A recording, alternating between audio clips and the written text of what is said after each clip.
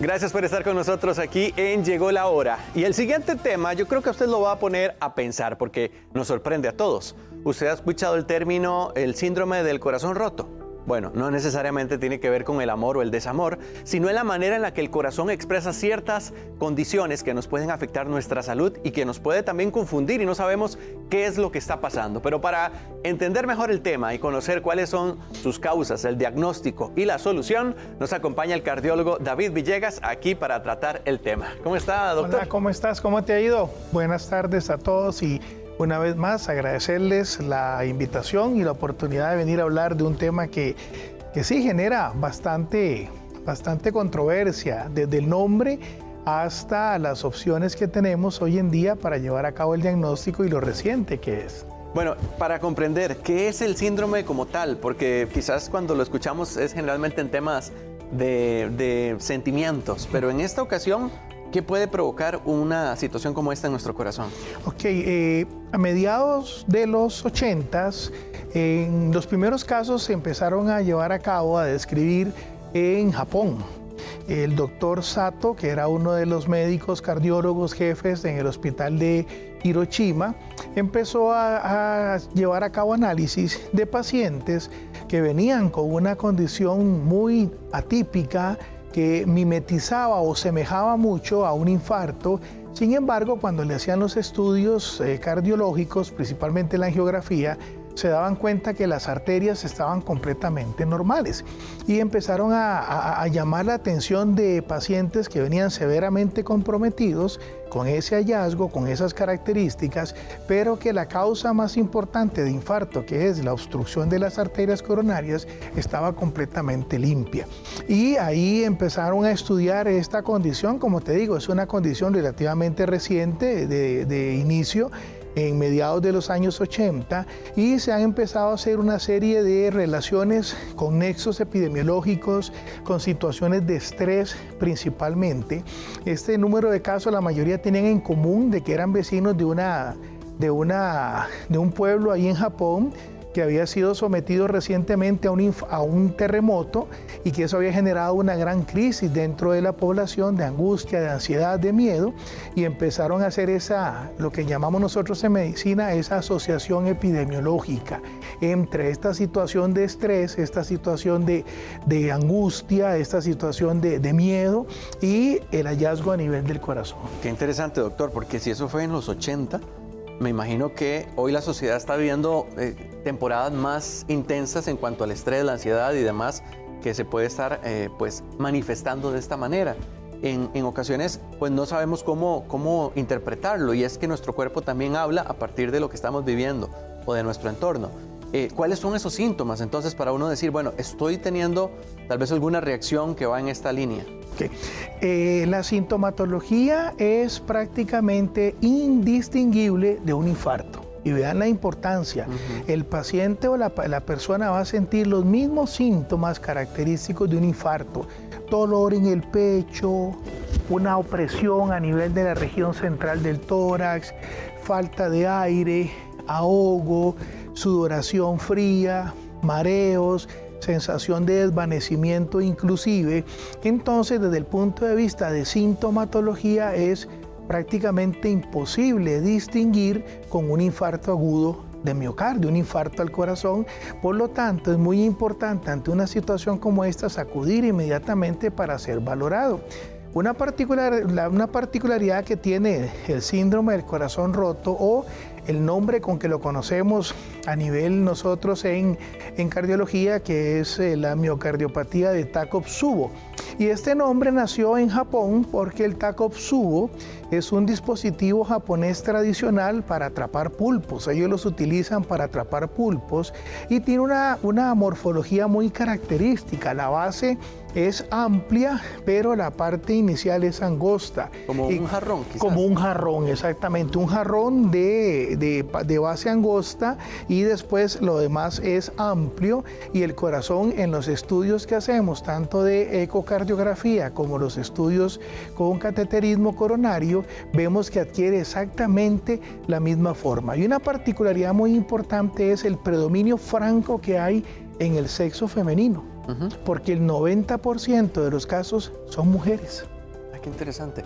¿Qué será? ¿Por un poco la tensión emocional o tendrá que ver algún otro factor? Dentro de las múltiples teorías que tenemos hoy en día para tratar de explicarlo, tenemos una tormenta a nivel de adrenalina. Se produce una tormenta catecolaminérgica, decimos nosotros, y esa tormenta de adrenalina desencadenada por la tensión, por el estrés, por el miedo, por la angustia, actúa a nivel del corazón teniendo varios efectos directamente. No solamente puede producir cierre de las arterias coronarias de manera transitoria, ocasionando inclusive pequeños infartos a nivel del corazón, sino que además es un potente inductor de arritmias cardíacas y también de lesión directa sobre la célula del corazón, induciendo toxicidad directamente sobre la célula, y las mujeres han tenido mayor predisposición a eso. Doctor, y en esa dirección de lo que usted está exponiéndonos, quiere decir que el músculo de alguna manera se contrae y eso genera este tipo de reacciones. Entonces, ¿qué tan peligroso es en comparación con un infarto o algún otro tema propiamente cardíaco? La evolución que el paciente puede presentar es una evolución muy severa. Como te digo, como se ha observado la posibilidad de generar arritmias a nivel del corazón, se pueden producir síndromes de muerte súbita, también asociados al cuadro y a la tormenta eléctrica, y desarrollo de una insuficiencia cardíaca, que es decir, un corazón débil, incapaz de poder llevar a cabo las funciones para las cuales fue creado. Pero hay una gran ventaja.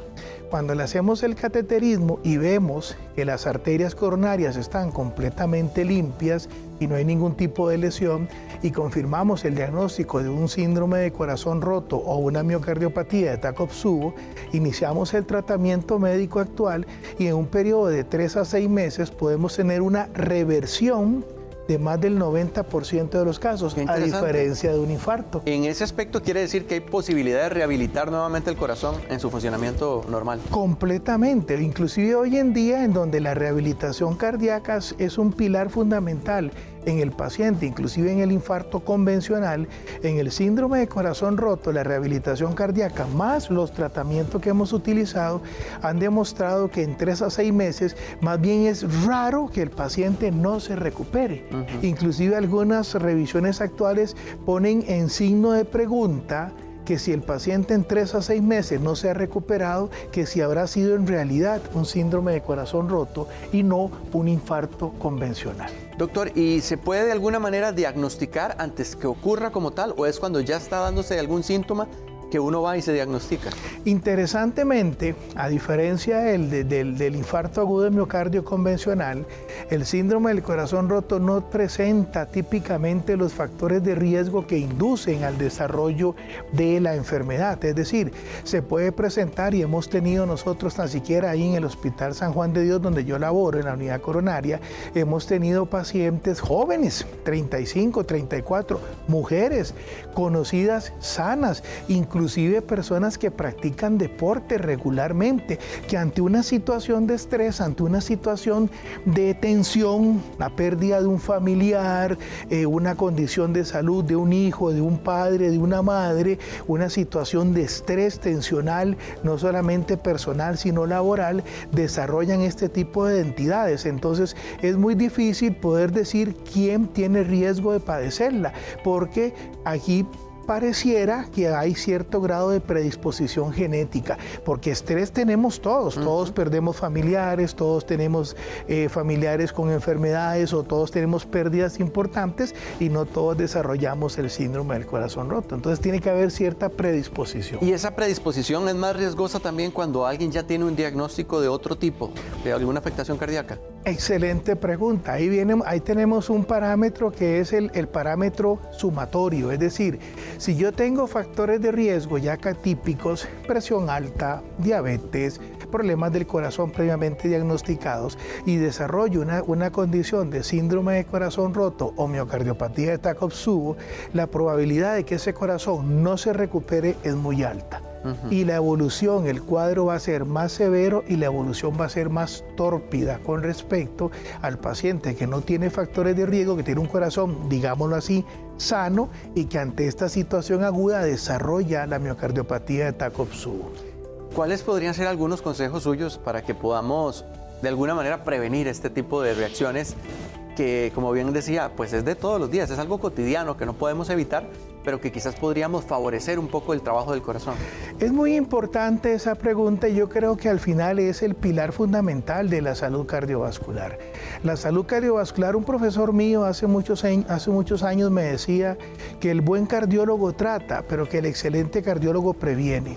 Entonces lo que deberíamos hacer es prevenir las enfermedades, prevenir las condiciones como una dieta saludable, disminuir el consumo de sal, disminuir el consumo de alimentos altamente procesados, más frutas, más verduras, regresar a las verduras, regresar a las frutas, realizar actividad física definitivamente es fundamental y una actividad física consensuada a los adultos mayores 15 minutos, de 15 a 30 minutos por día, 5 días a la semana, ya lo tenemos tipificado, 150 horas a la semana, o los adultos jóvenes de 30 minutos a 1 hora por día, 300 horas a la semana, es decir, ya sabemos hasta cuánta cantidad de actividad física.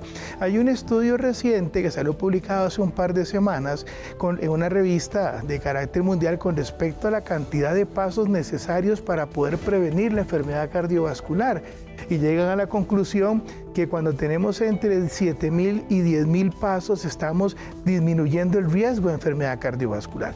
Además, obviamente, de la alimentación saludable, de la actividad física, evitar los tóxicos directos como el fumado y el vapeo sobre el corazón y fundamentalmente tratar de tener válvulas de escape para el estrés. Esas válvulas de escape puede ser desde sentarse a leer un buen libro, hablar con los compañeros, reunirse, hablar con la pareja. Doctor, perdón que lo interrumpa, porque me llama la atención eso que usted está diciendo, que en el caso de las mujeres son las que tienden a hablar con otras personas, a poder como soltar un poco ese tipo de estrés, pero usted me mencionaba que son las que más padecen de eso. Entonces, es curioso también este fenómeno, ¿por qué una cosa con la otra?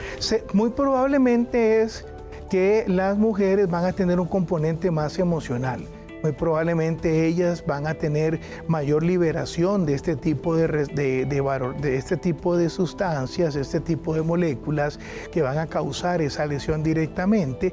Es decir, que son más propensas, digámoslo de alguna manera, a tener mayor grado de sufrimiento desde el punto de vista no solamente emocional, sino desde el punto de vista fisiológico y que las predispone al desarrollo de esta condición, como te digo, en el 90% de los casos. Es decir, de cada 10 casos de corazón roto, 9 son mujeres. Qué curioso. Ahora, en el caso también de los deportistas, los que están practicando actividad física, llega un momento en donde podrían gestionar las emociones de tal manera que aunque la actividad física le esté favoreciendo, podrían también desarrollar el síndrome. Un caso es una pregunta muy interesante desde el punto de vista de casuística y de seguimientos y de casos. En realidad no se ha logrado hacer una asociación clara entre una persona que practica un deporte principalmente a nivel competitivo de alto rendimiento y la probabilidad de desarrollar un síndrome de corazón roto. En teoría, el ejercicio regular y el ejercicio más que todo a ese nivel, más bien lo que va a hacer es liberar sustancias que son sustancias contrarreguladoras. En lugar de sustancias con efecto tóxico directo sobre el corazón, más bien van a ser sustancias con efecto protector, vasodilatador. En lugar de aumentar la presión, va a disminuir la presión y en lugar de causar lesión, más bien lo que van a hacer es proteger. Pero en muchos casos, principalmente en casos aislados que se han documentado de personas que practican deporte y han hecho episodios de muerte súbita, algunos lamentablemente los hemos visto, lo que se han asociado principalmente son otro tipo de trastornos, principalmente lo que llamamos las canalopatías, trastornos congénitos que actúan directamente en el canal de los iones que favorecen el ritmo del corazón y que producen este tipo de eventos.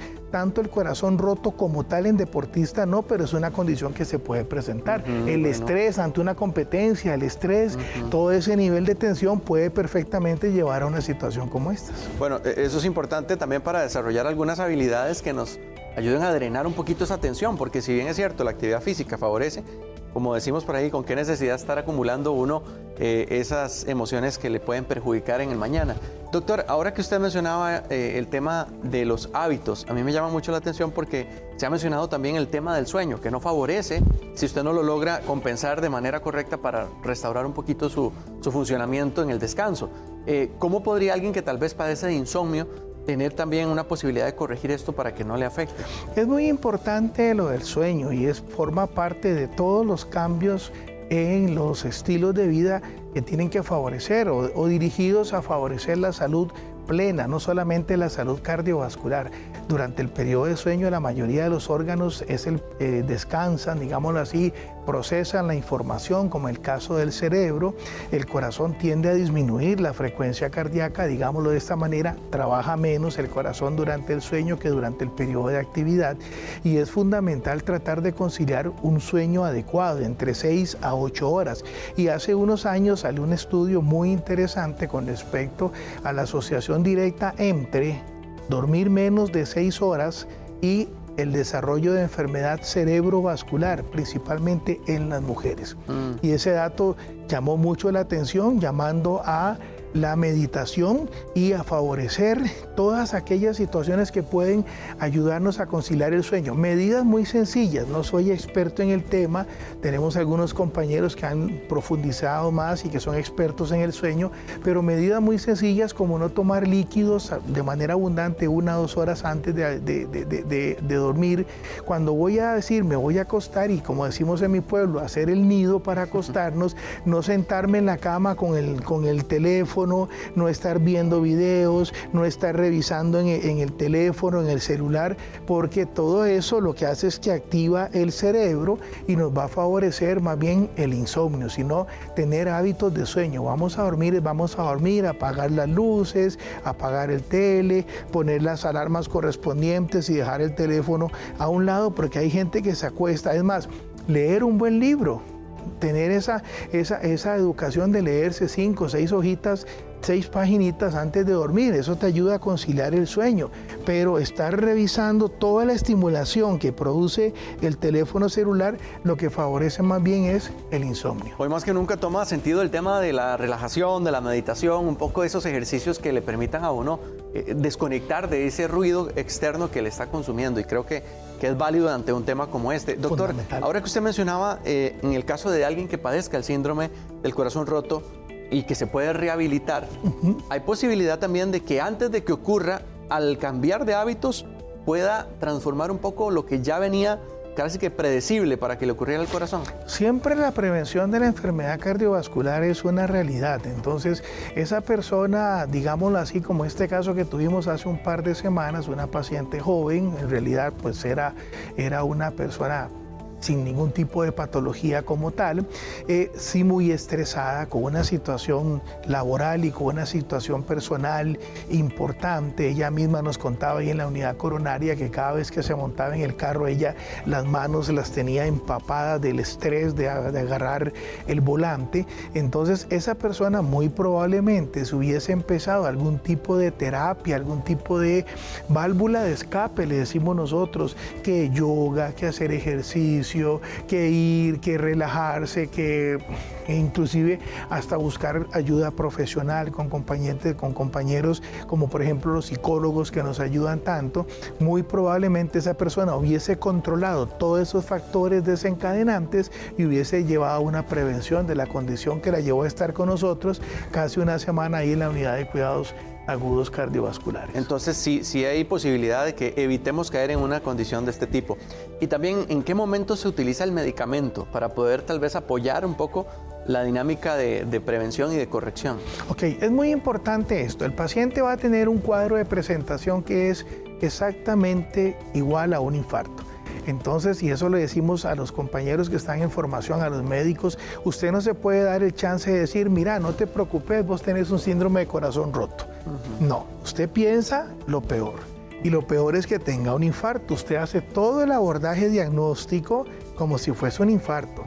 Le hace el procedimiento. El diagnóstico se confirma en la sala de cateterismo, donde el compañero hemodinamista nos dice que las arterias coronarias están limpias. Es decir, hasta ese momento nosotros asumimos que lo que el paciente tiene es un infarto. ¿Cuánto tiempo de reacción tiene, doctor, para evitar algún tema ya más peligroso? Idealmente, y eso es un mensaje muy importante a la población, Ante un cuadro como estos, dolor en el pecho, intenso, opresivo, que sientan que le está comprimiendo el tórax, que sientan, y voy a utilizar un término que me dicen constantemente los pacientes, como si tuviese la pata de un elefante encaramada aquí en el pecho, tienen que acudir inmediatamente a un servicio para ser valorado. Hay una frase célebre que dice: el tiempo es oro en el corazón, y eso es fundamental. En un estudio que hicimos en el año 2010 en el Hospital San Juan de Dios, documentamos que el tiempo promedio de presentación de nuestra población adscrita, es decir, Atillos, Desamparados, la zona de San Rafael, toda esa zona del sur, los barrios del sur, a un servicio de emergencias ante la presentación de un dolor típico de un infarto, fue de 4 horas. 4 horas en la casa esperando no sé qué.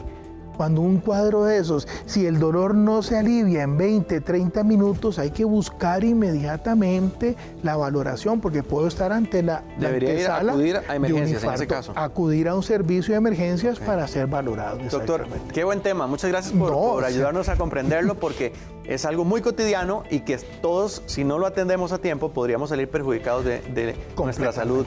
Así que aquí queremos el bienestar. ¿Y dónde me lo pueden contactar, doctor? Con mucho gusto. Bueno, muchas gracias una vez más por la invitación. Aquí vamos a estar siempre para compartir temas de importancia en las redes sociales con el nombre del doctor David Villegas Agüero, en Facebook, en Instagram, y también en la consulta al teléfono o al WhatsApp 8829-8800. Muchas gracias de verdad. Muchas gracias, doctor. Y gracias también a los que nos siguen.